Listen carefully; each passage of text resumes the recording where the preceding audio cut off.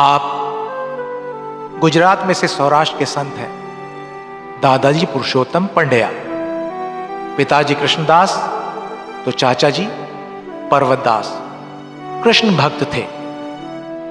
जूनागढ़ नजदीक का यह परिवार था। परिवार में काफी भक्ति थी। आपके जीवन में परिवर्तन करने वाली घटना है आपका घर त्यागना। मूलतः विचार अनासक प्रवृत्ति और परिवार के किसी व्यक्ति से किया हुआ अपमान, आपको बहुत निराशा हुई। उसी रात घर छोड़कर वन में एक शिवालय में आपने तपस्या की। तपस्या के फलस्वरूप आपको साक्षात शिव के दर्शन हुए। तुम क्या चाहते हो? पूछे जाने पर इस युवक का उत्तर विलक्षण था। जो कुछ देना चाहते हो दे दीजिए। इस प्रसाद के साथ आपको प्रतिभा प्राप्त हुई।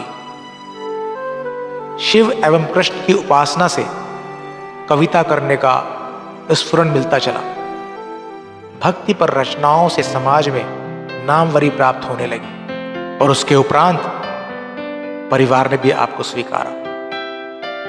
आपने विवाह किया। उससे आपको एक पुत्र और एक कन्या रत्न प्राप्त हुई। इसके बाद आपने बल दिया भजन कीर्तन और भक्ति पर। आपकी भक्ति निरंतर की जा रही अक्षर वाड्मय सेवा सगे संबंधी देख रहे थे। संतों के समान तत्कालीन समाज ने आपको बगुला भगत कह के भी अवहेलना की।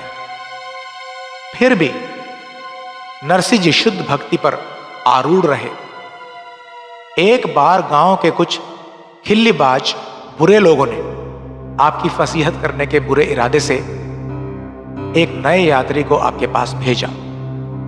भेजने वालों के मन में बुरा इरादा था।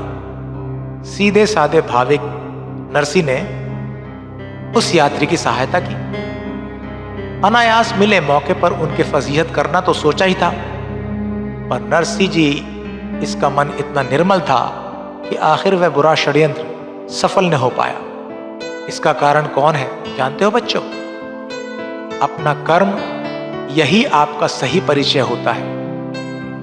वैसे ही वह एक निर्मल आईना होता है और आईना जितना साफ हो प्रतिबिंब उतना ही बढ़िया दिखता है। अपने कर्म से अपने व्यक्तित्व का परिचय होता है। कोई भी काम अधूरे मन से किया या फिर कार्य को एकजुट होकर मन लगाकर किया तो इस पर आगे की यात्रा निर्भर होती है। मां की सही लड़की, ये आपकी सुविख्यात रचना। इस कविता से भी समाज में से कुछ लोगों ने आपको परेशान किया। फिर भी नरसिंह जी शांत थे। वंदन, स्तुति तथा निंदा, इन दोनों के परे थे आप। आपकी सहनशीलता तथा भक्ति की कितनी सारी कहानियां हैं। उनमें से एक किस्सा है। आपके पिताजी का श्राद्ध था। घर में कुछ भी न था। आपने अपनी पत्नी से कहा कि मैं कुछ पैसों का इंतजाम करके आता हूं। बड़े ही मेहनती होने वाले नरसिंह जी को किसी के सामने हाथ पसारना मंजूर न था। जब वो इस उधेड़-बुन में इधर उधर चल रहे थे तो किसी ने उन्हें अपने घर में बुलाया और कीर्तन करने के लिए कहा और उसके बदले में आपको पैसे देने की बात भी कही।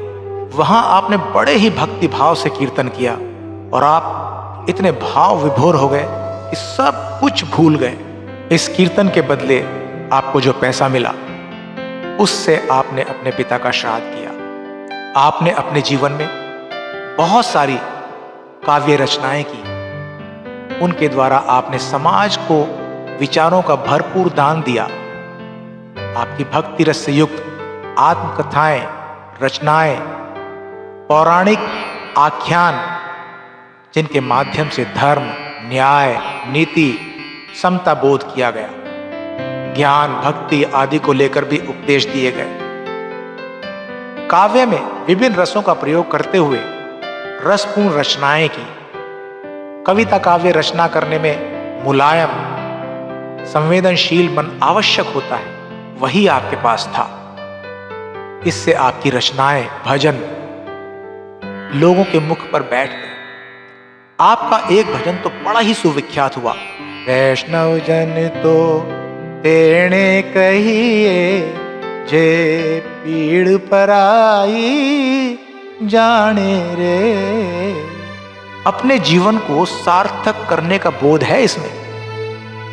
जो दूसरे के दुख को समझ लेता है, उसके दुख में सहभागी बनता है, वही सच्चा आदमी है। आदमी को अच्छा काम करते दूसरों की सहायता करनी चाहिए। असत्य को आधार न माने, अपना जीवन कपट रहित होना चाहिए।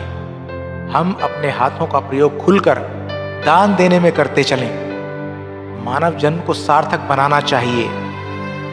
अब आखिर में आपके जीवन में एक घटना देखें। कुंवर बाई, ये आपकी लड़की बड़ी निडर थी। उसके ससुराल में कुछ धार्मिक पर्व था। बहुत सारे लोगों को आमंत्रित किया गया था। बड़ा ही अच्छा प्रबंध किया गया था। लेकिन आप ठहरे गरीब, इसलिए आपको गौशाला में ठहराया गया। लोगों की बुरी नजरें आप समझ सकते थे। आखिर चलकर उनमें से एक आदमी ने इसके बारे में आपसे सवाल किया। उस पर आपका जवाब कुछ खास ही था। मेरा कृष्ण सखा बहुत ही दयालु है। उसे गायें गोदान बहुत प्यारे हैं जो मुझे बहाल किए हैं। इससे सौभाग्य और कौन सा हो सकता है। गौमाता पवित्र, मानव जाति को रस भरा दूध पिलाने वाली, उसके संग रहने का मतलब है कि मैं कृष्ण के साथ हूं। नरसिंह जी के उदात्त विचार सुनकर पूछने वाला लज्जित हो उठा। जीवन की ओर देखने का सकारात्मक दृष्टिकोण आपसे हमें प्राप्त होता है। प्याला आधा खाली है या आधा भरा, ऐसा हर एक को सोचना चाहिए। ये सभी संत हमें विचार रूप धन देते हैं, उसकी बौछार करते हैं। उसमें से कुछ बीन सकते हो तो अच्छा है। इस कहानी का यही सार है कि अपना कर्म यानी अपना काम, यही अपना परिचय होता है।